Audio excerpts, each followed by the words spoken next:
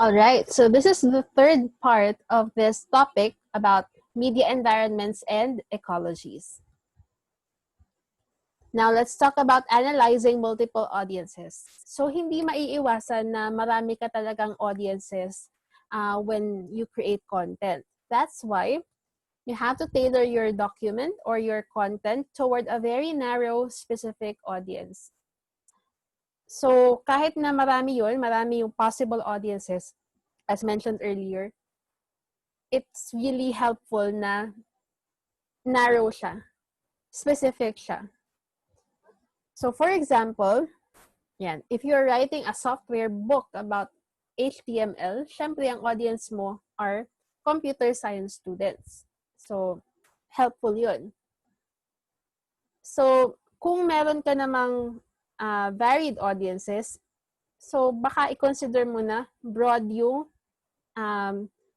way mo of presenting ideas. Consider the secondary and tertiary audiences when you write. Sometimes, yun nga, hindi mo maiwasan, matatarget mo sila. Kung nagkataon, ayun. So, pwede kasing ma-post yung ginawa mo online and yun, maraming makakita. So, it helps to consider that. Now, when you analyze your audience's expectations, ayan, you also care about how they think or what they think when they read or listen or watch your content.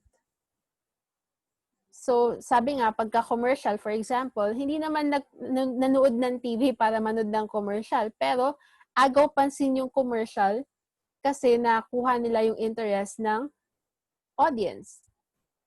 So, take note of what they will feel when they consume your content. Positive ba yan, negative ba yan, or neutral?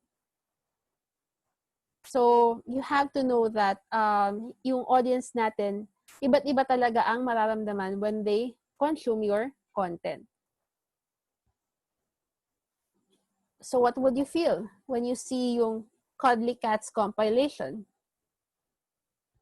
Are you happy? Are you sad? Or what? Neutral lang. What about when you see this post entailing Donald Trump? Although we're not from the US, pero hagip din tayo, right? Or this poster from Disney. So just reflect. What are you feeling right now when you see these penguins?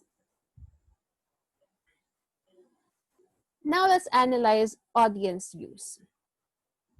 So yung environment natin, syempre when we use technology, the internet, iba't iba rin yung expectations nga ng audience natin. And our audience has different needs. So we have to consider ano yung pinaka-convenient for them na medium. Kailangan ba nila ng as in malaking mapa when they're thinking about how to navigate a location? Or kailangan ba niya ng app? Kailangan ba niya ng phone para lang handy, di ba? So, those are some considerations. So, for example, in here, we have Waze, di ba? If you're familiar with Waze, this app lets you navigate a particular route, di ba? Or it's like your map on your phone. So, kailan dapat magkaroon ng app? Kailan pwede maggamit ng map or ng atlas or ng kung ano pang way to navigate a place. So you have to know sino ang pagbabagayan nitong content na ito. Yes, this is also an example of content. Apps are content. The maps are also content. And the rest of the others. This is where rhetorical velocity comes into play.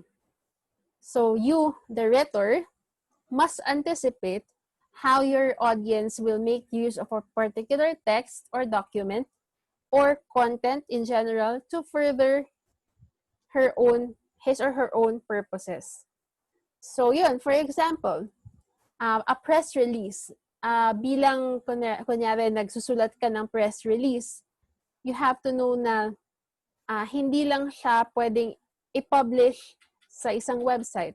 Pwede rin siyang gawing audio, pwede rin siyang gawing video. Pwedeng live, pwedeng recorded. So, marami siyang uses. So, kailangan mo ring maging flexible. It has to be adaptable. Your content needs to, kumbaga, take many shapes and forms.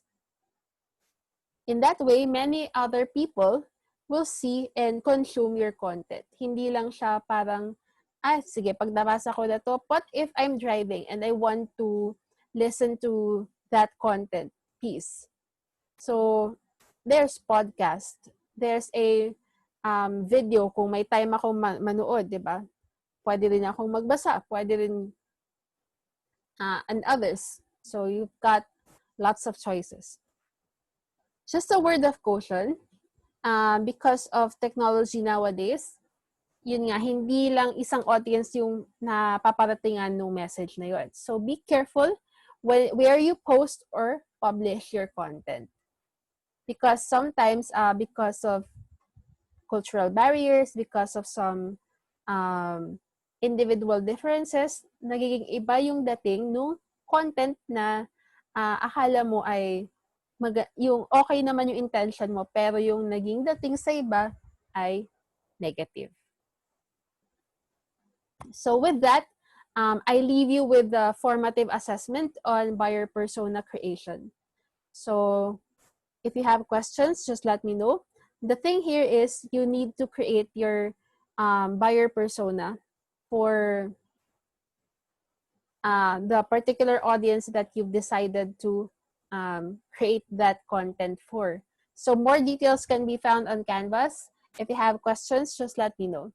Yun, just take note of the concepts that we studied and you'll do well here. Thank you, and I'll see you in the next topic.